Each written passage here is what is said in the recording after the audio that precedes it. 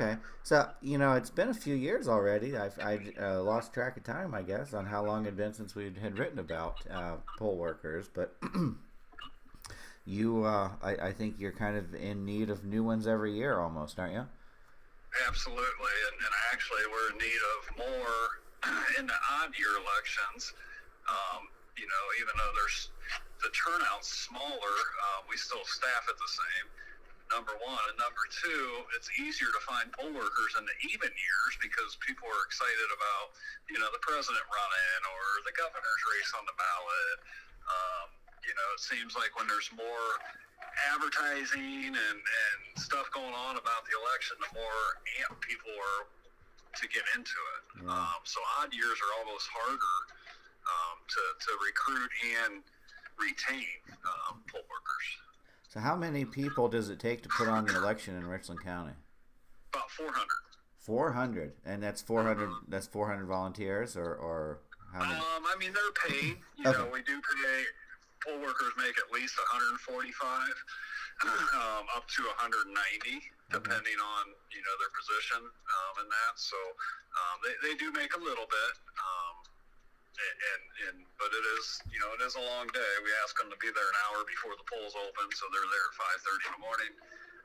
And they're there all day until the polls close, and then it takes about an hour to run all the final reports and pack everything up that needs to come back to the board, and then a bipartisan team returns those ballots and supplies to the Board of Elections after the election. So it's anywhere from an hour after the election, or it could be 2 hours if you're one of the people that are bringing the ballots back. So polls close at what, 7? 7:30. So they could be there till 9 or 9:30 then.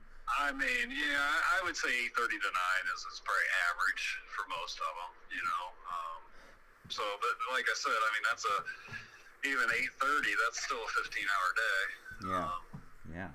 So it is a long day, but these odd elections, it's good for new people because they actually have time to learn and ask questions, and because that's the thing. All our precincts have at least 4 workers in them, 2 Republican, 2 Democrat, or we can use someone that's not either party for either one of those spots. So it could be 2 Democrats, a Republican, and someone unaffiliated, or it could be a Democrat and unaffiliated and 2 Republicans. What it can't be is it can't be out of balance, like 3 out of 4 being either party. Yeah, I see. So it has to be even. Right, and then not only that, but a lot of locations have more than 1 precinct. Some of our locations have 5 precincts, which means there's at least 20 workers there. And that's what I always tell people. It is a lot of information, and that, but you have a lot of knowledge with you, and you don't need to know it all, because you're going to learn on the job, and that's some of the best training, as we know. So who's a good candidate? Well, someone that wants to give back to to their community, and because poll workers are the backbone of democracy. Without poll workers, you can't have all these polling locations. That's how we can have polling locations so close to people, is by having all these poll workers. So someone that wants to give back and also learn about the process of how it works and what all's involved, because people are pretty amazed when they become a poll worker about how much is involved and how much poll workers really do. All they see is that when they go in to vote, they hand them their license, they say their name and address, they sign, and the poll worker gives them a card. That's all they see. But they don't know all the different scenarios that might come about and all the information that we give poll workers and teaching them the law. But that's another component is some of the electronic stuff. Some of the people are intimidated by, and that's why we love to find young people, because they grew up with all this. So it's great to pair someone like that with someone that's experienced, and knows has the knowledge and knows the laws, because when you put that team together, that's a great team. Yeah. So we have had some young people. A poll worker can work if they're 17. So a high school student could work. And a lot of times with high schools, they'll give them an excused day off.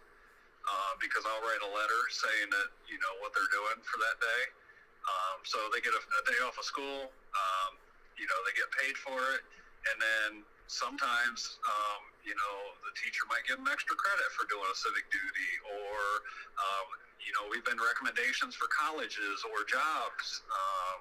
So it's really good for young people to get involved. And like I said, we'd love to have that dream team, to have that at every location. But that's kind of why a lot of younger people get involved into it, is for those things. Yeah. So when do they need to get a hold of you by? So they can either go online and submit an application at our website, or they can call our office. We have training classes or they can just come to a training class even. They don't need to call us even if they don't want to. I'll shoot you a text with the training dates and times. Okay. If that's all right. Yeah. But it starts October 10th on the training. So how we do it is we do training all day. Okay. So on Friday, October 10th is our first training day. So we'll be training from 9 a.m. to 5 p.m. And poll workers come whenever they want. They don't have to tell us what time they're coming. They come whenever they want, and it takes about 2 hours. So we ask them to be there 2 hours before we're closing. So if we're closing at 5, we ask you to be there by 3. Mm-hmm.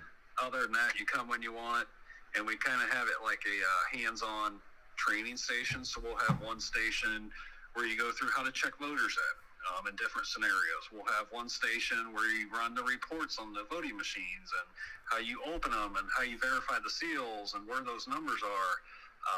And then we have like a general table, and then we have a paper ballot table that they go through of how to handle paper ballots and provisional ballots. And so it's kind of a simulated election day, everything that could happen. But like I said, the best training is being out there with all the poll workers who we do have a lot of experienced poll workers that have been there anywhere from 10 to 30 plus years, so we are very fortunate to have a good base that returns every election. But like we said before, they're liquid gold, and they're the backbone of democracy. They really are, because we couldn't have all these polling locations without them. So to be clear, it's just they just show up, do 2 hours of training, and then they're ready to go. Then. Right. We'd have them sign an ethics sheet. We do ask if they're a brand new poll worker. We'll have signs up that when they come in, they tell one of our staff that, hey, we're brand new, and then the staff will get myself or Jane to come up, and we talk with them and answer any questions they might have there, and kind of check in on them, and then we get them placed. If we don't get them placed before they leave, we get them placed in a few days after usually. Okay. So we try to be flexible because we know that helps, I think. If people have flexibility to fit it into the schedule that works for them. We do have a Saturday class as well, because we know not everyone can make it through the week. So we do a Saturday at like 9 to 2 or something like that to try to catch people. So we do try to accommodate. Yeah. Well, how many are you? Do you think you need this year? I mean, I know you said 400 total, but as many as I can get. Yeah. We're just kind of rounding that up right now, the number. So we sent out a mass text to all the poll workers that either worked last election or maybe they worked in November of 24. Saying, hey, you available to work? Respond. So we just sent that out the other day, trying to shore up all our who can work in that. But I know we definitely need them. I mean, we've definitely had some no responses. They can't work for whatever reason. It could be medical. It could be they have an appointment that day. There's a lot of reasons why people can't work, and it might just be one election they can't work. Yeah, they might be back in May. So. Right, maybe they're going on vacation, or there's all kind of reasons why. So that's why we're always in need of some, because just because someone doesn't work one election, we still keep them in and try to get them back the following one. Yeah. So once they're in, they're kind of part of the team, and you can work them right. We always say, once you're in, you're in. Yeah. All right. So, I appreciate it. Thanks for I'll send you those dates.